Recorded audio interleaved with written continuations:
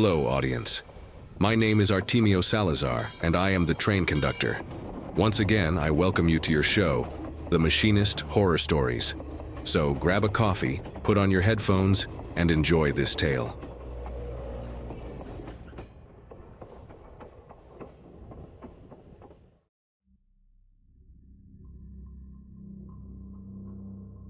Good evening. I do not speak Spanish very well, but the person who received my account told me that there was no problem in translating it. My alias is Captain Robert Palmer. Due to the sensitive nature of the information that will be handled here, I cannot reveal my real name.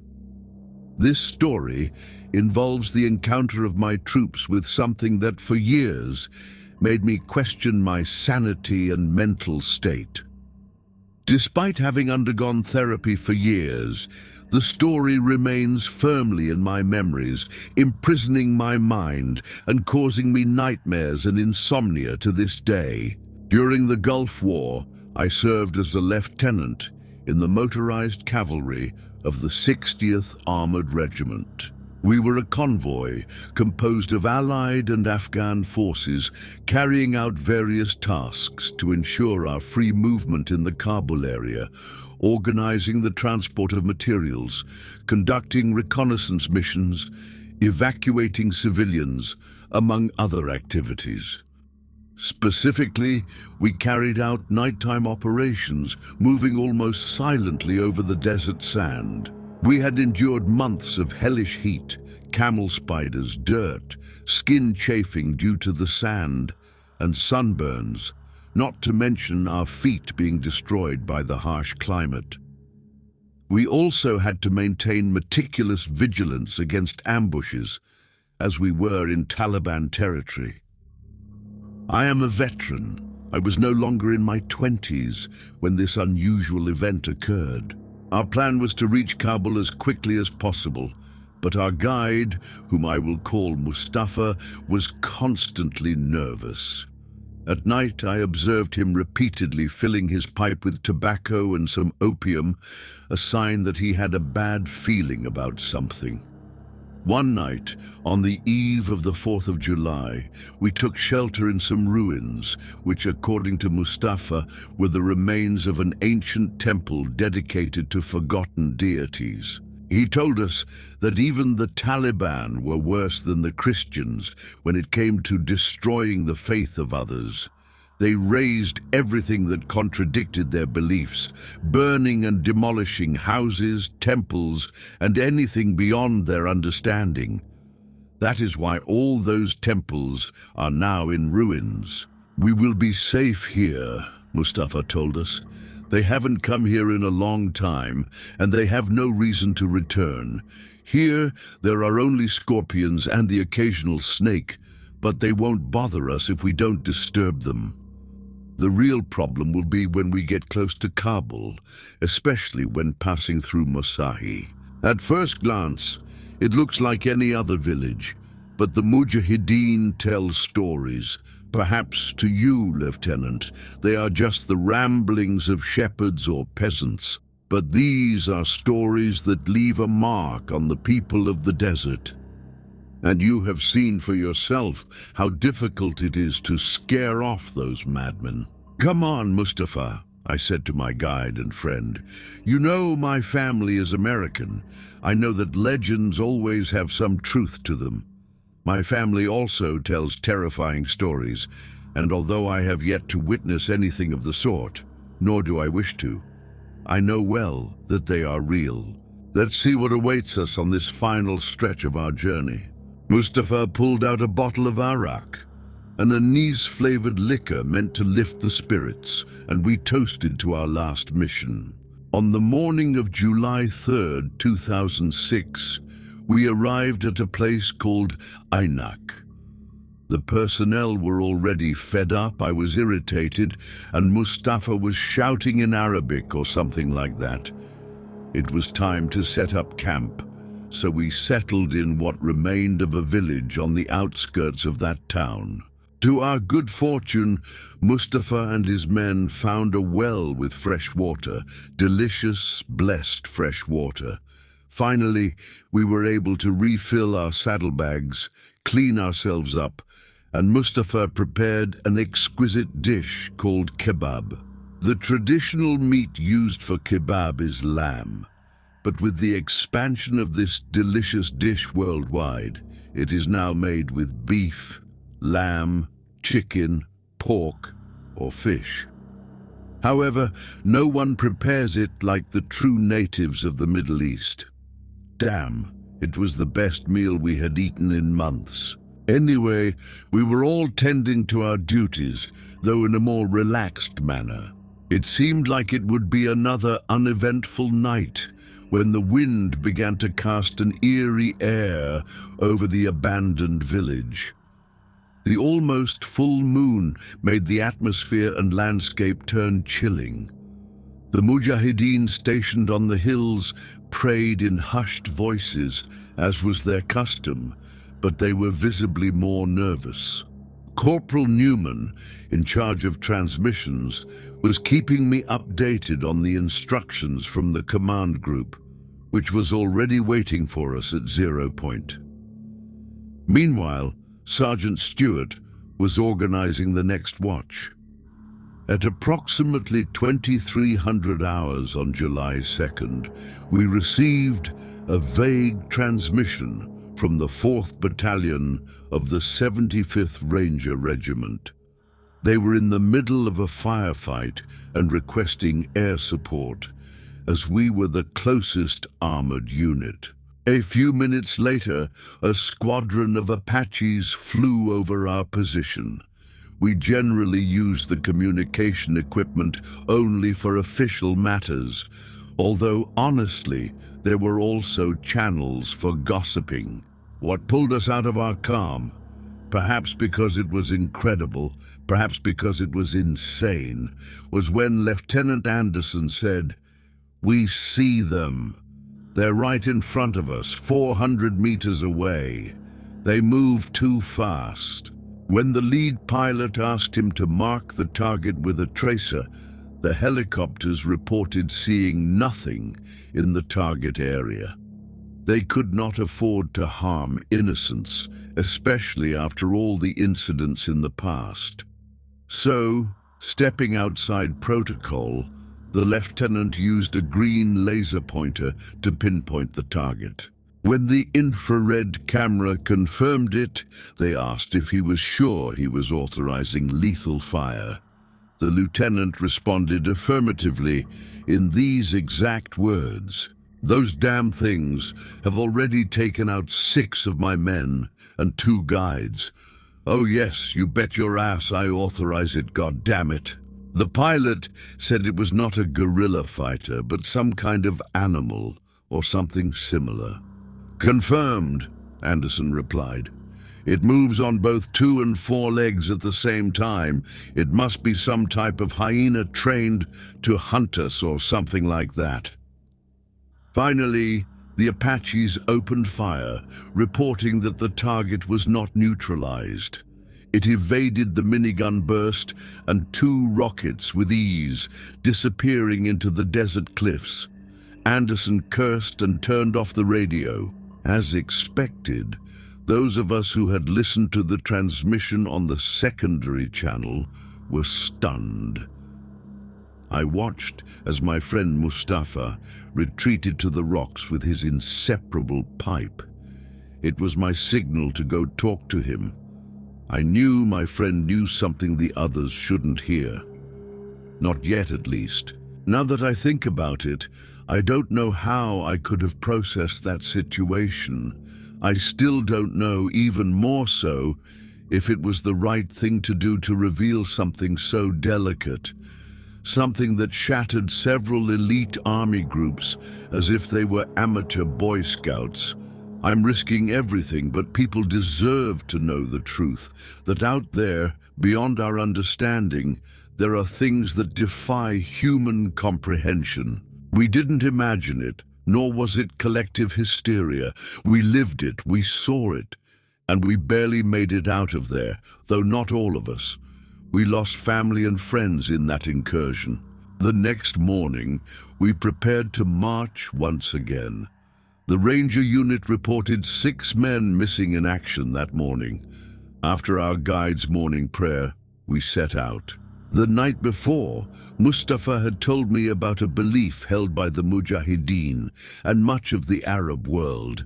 It is said that when the radical group separated from the rest of the people, Allah became so enraged that he awakened the desert's nocturnal horrors to punish not only the infidels, but also the traitors.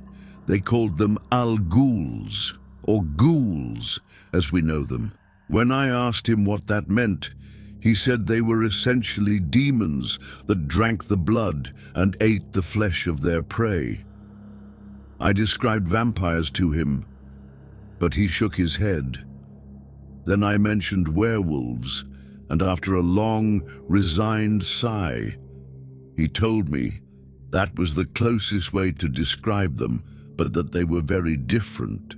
They resemble both monsters and have the best qualities and worst vices of each. People in the Middle East believe they emerged from the depths of hell. Soulless, heartless beasts that exist solely to destroy and devour. They enter homes to snatch their prey, even desecrating graves to feed on decomposing corpses. As a child, Mustafa had thought they were just fairy tales, but he claimed that when the villagers rebelled against Saddam Hussein, the man himself was accompanied by several of these creatures among his closest ranks, which was why he had been so difficult to capture. He then mentioned that many unexplained disappearances are attributed to these strange beings. That afternoon, we advanced toward Bagheh. We were close to our destination. The hills provided us with cover, but at the same time, they were an unfathomable fishbowl. If they decided to ambush us, it would be like shooting fish in a barrel. However, our guides were loyal and exceptionally skilled, so we felt safe and well guarded. Likewise, they had our backing and friendship. The first shiver came at 1800 hours on July 3rd. In the distance, the wind howled violently. It wailed like a tormented soul that night. The light of the full moon cast the shadow of death itself, and amid the eerie wailing of the wind, a deep, guttural howl echoed in our direction, from Mosahi right along our path. Then suddenly we saw him. It was a wounded comrade. He walked slowly, disoriented, stumbling and falling at times, as if abandoned or worse. Immediately we went on high alert, but to our shock, it was Lieutenant Anderson.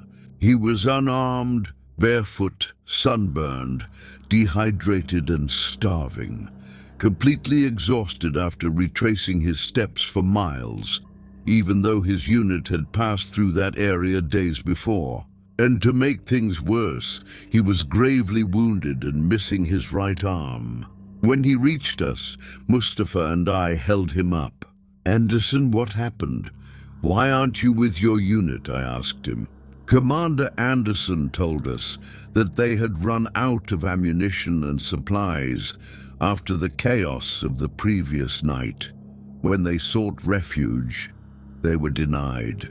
Thankfully, a unit of UN peacekeepers had been passing about 1,500 meters away.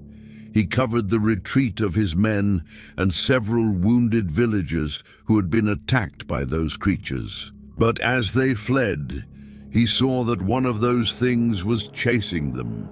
So he requested a weapon and lured the beast toward himself, allowing his comrades to escape safely. "A captain always goes down with his ship, brother." Those were the last words of the brave Captain Anderson, who was posthumously awarded the Medal of Valor beyond the call of duty. The morale in our unit plummeted to the lowest permissible level. until Mustafa suddenly shouted to both his men and mine that we could not allow ourselves to fall into despair.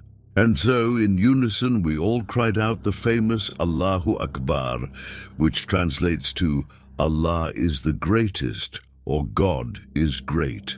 Commander Anderson did what he had to do, Mustafa continued, for the sake of his people. We cannot let his sacrifice be in vain. Instead, we must honor his courage, hunt the ghoul, avenge our fallen friend, or die trying. We entrenched ourselves behind the armored vehicles. That thing could be heard in the distance. We knew it was following Anderson's trail.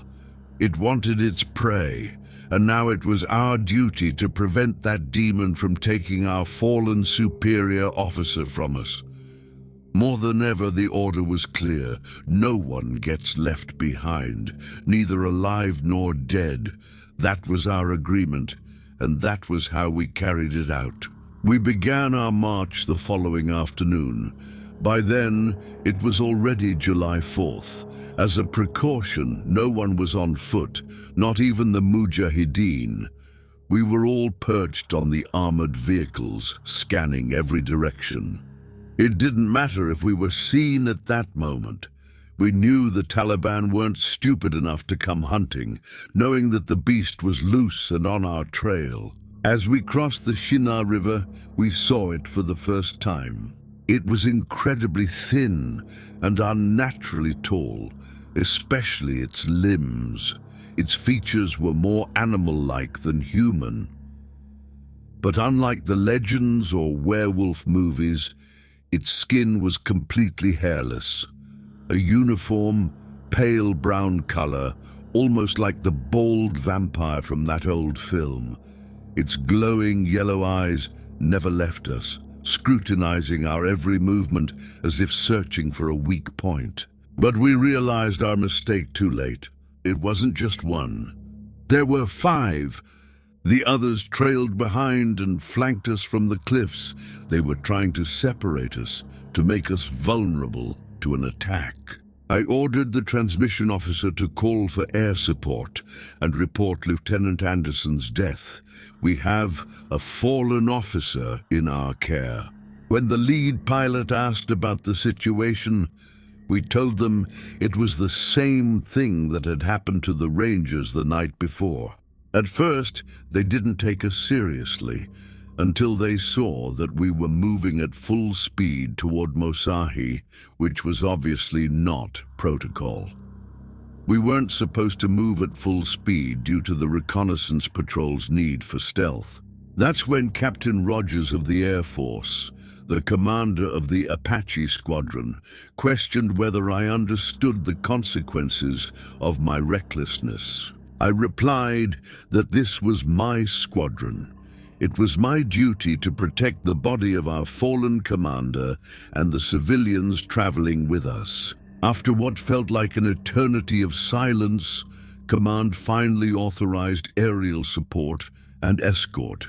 When Rogers arrived at our position and saw the creatures with his own eyes, I swear we had never pushed those heavy vehicles to their limits like that before. Any mechanical failure would have caused one or more of the transports to tip over, leaving us at the mercy of those things. And yet, unbelievably, they kept up with the armored vehicles, almost 100 kilometers per hour, and they weren't slowing down. They didn't even look tired. The Apaches tried to keep pace, but the creatures darted into the rocky terrain, as if they knew that was where they would be hardest to hit. The powerful helicopters faltered, forced to regain altitude to avoid crashing. Then the thing we feared most happened. One of the M1 Abrams tanks broke a track due to a bad maneuver in the loose sand and buried rocks, causing it to flip over violently. Second Sergeant S. asked me what the protocol was. I shouted, "No one gets left behind. That was the order." So we turned around and went back for our comrades. We managed to extract nearly everyone except Jones and Richards. Those damned creatures took them. We formed a defensive perimeter around the crash site, waiting for the Apaches to refuel and return to cover us again. 3 of the creatures circled us, searching for a weak spot in our defense. We were prepared to fight madmen, insurgents, rebels, terrorists. But how do you prepare to fight mythological creatures? How do you battle something that isn't supposed to exist? How do you confront something that should only be a story? And yet there we were, surrounded by those beasts. And to make matters worse, the other 2 had returned. Now all 5 of them were around us. We knew perfectly well that hand-to-hand combat was impossible. They were big, agile, intelligent, and fast. And worst of all, we were in their territory, their hunting grounds. We were just another prey, waiting to be caught and devoured. The Apaches were redirected to another mission, and they asked us to hold our position. I'll be honest with you, I cursed command out loud, right over the open line. The captain didn't respond, but he knew damn well what we thought of them. We all felt it. This was our end. Those things would tear us to pieces, and we would never return home. Not even our remains would be found for a proper burial. Even though we fired in synchronized volleys to conserve ammunition, nothing seemed to hurt them. At least not enough. The tank cannons were useless, too heavy to hit fast-moving targets like those. And when we ran out of bullets, we drew our bayonets, machetes, anything we had left, ready for a last stand. Mustafa raised his flask, offering me one last toast. With a smile, he said, "May you have a long life and a worthy death." And without another word, he and his men charged at the creatures. Like the legendary warriors of their people, they drew their jihad swords, the blades wielded by the so-called warriors of God, from which their holy war takes its name. Their sacrifice, those noble warriors, those good men, it bought us just enough time to get the wounded into the remaining vehicles and flee once again at full speed. Kilometer after interminable kilometer, it felt like an eternity, as those damned beasts stayed right on our heels. "What do we do, Lieutenant? No one has any ammo, and those things are catching up to us," Sergeant Richard said to me, just as a powerful burst of gunfire roared above us. 2 of those beasts were torn to pieces by the devastating firepower of the GAU-8 Avenger, unleashed by Lieutenant Lockwood in his A-10 Thunderbolt providing air support. The A-10 is an old aircraft, but from Vietnam to this day, it has never failed in its mission. Its 20mm depleted uranium rounds turn everything they touch to dust, including the armored hides of those creatures. Lockwood came in over the radio, ordering us to keep moving forward to Kabul while he covered our retreat. They didn't stop chasing us, not until after another brutal attack from the A-10. Then only 2 remained. From a distance, they howled and roared in fury, while we, with our souls still in our throats, thanked every force in the universe for Lieutenant Lockwood and his perfectly timed intervention. We arrived in Kabul in tatters, missing equipment, heavy casualties, so many brave soldiers fallen in combat. Because that's what it was, a battle. A supernatural one, but a battle nonetheless. As soon as we reached Command HQ, we were already expected. High-ranking officers, military advisors, government officials from agencies I had never even heard of. They classified the entire mission as strictly confidential, and with the coldest indifference they said, "What happened there never happened." It did happen. We lived it. God damn it, may the devils of hell take me if I lie. I lost my best men there, brothers in arms. First-class soldiers, Men who also lost their families to that attack. How can they just say it never happened? When I returned home, I was discharged. They promoted me to cavalry captain and warned me never to speak of it again. But no rank, no order, no threat can ever change the truth. No one can bring back the brave men we lost. And no one can deny that in the Afghan desert, those creatures exist. Maybe it sounds impossible. Maybe few will believe it, maybe no one will. But I swear on everything sacred, never in my life did I think I would see the Al Ghouls. The ghouls. The ferocious, cannibalistic demons that dwell in the depths of the Afghan desert. Thank you for your time.